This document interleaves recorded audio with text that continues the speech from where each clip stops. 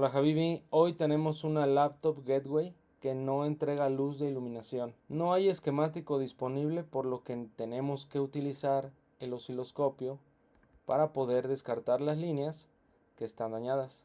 El circuito backlight puede tener entre uno o dos ICs, con una o dos bobinas y con uno o dos diodos, por lo que es fácil de ubicar ya sea en la placa o en el periférico o display.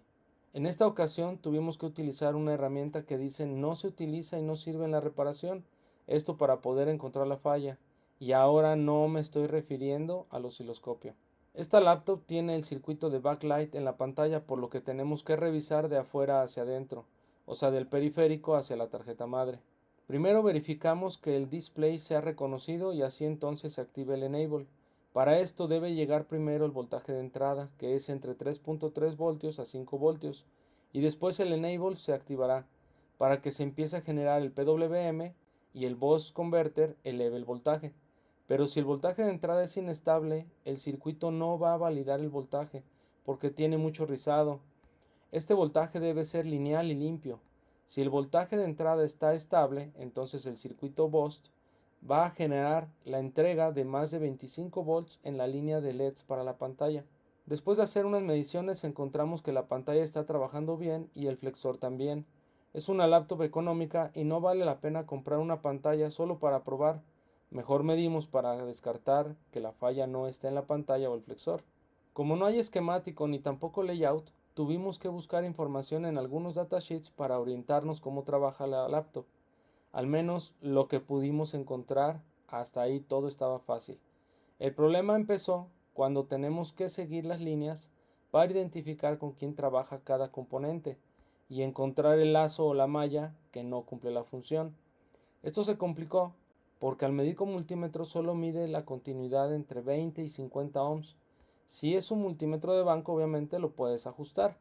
En este caso, si la resistencia es menor a ese valor, el multímetro sonará, pero si es mayor no va a emitir ningún sonido en continuidad.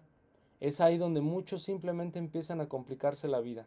Además de que los componentes, como una resistencia de 100 ohms, un diodo polarizado en inversa, un MOSFET apagado, un capacitor o un circuito integrado, van a poder bloquear el sonido y no va a sonar el multímetro porque la resistencia será alta y el multímetro lo interpretará como un overload o L o fuera de apertura. Entonces, llega ahora la herramienta que te platiqué al inicio del video.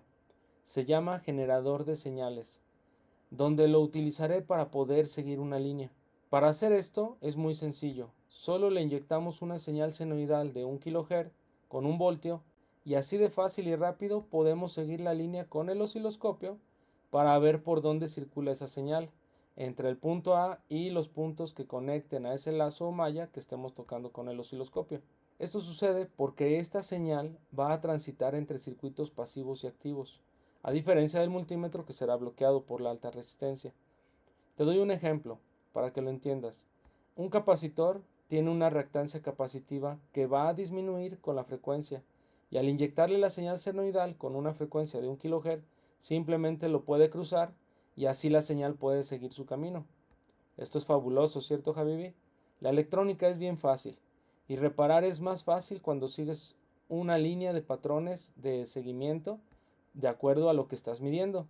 La solución a este equipo fue reemplazar una resistencia. Como no la tengo a la mano por el tamaño y por la arquitectura de la laptop, pues vamos a utilizar alambre de nicromo de 27 milímetros. El alambre de nicromo es un alambre especial que se va a usar como un superconductor de calor, que esto se va a poder utilizar para convertir la electricidad en calor de manera bien eficiente y controlada. Además de que no se oxida, su resistencia casi no cambia con la temperatura.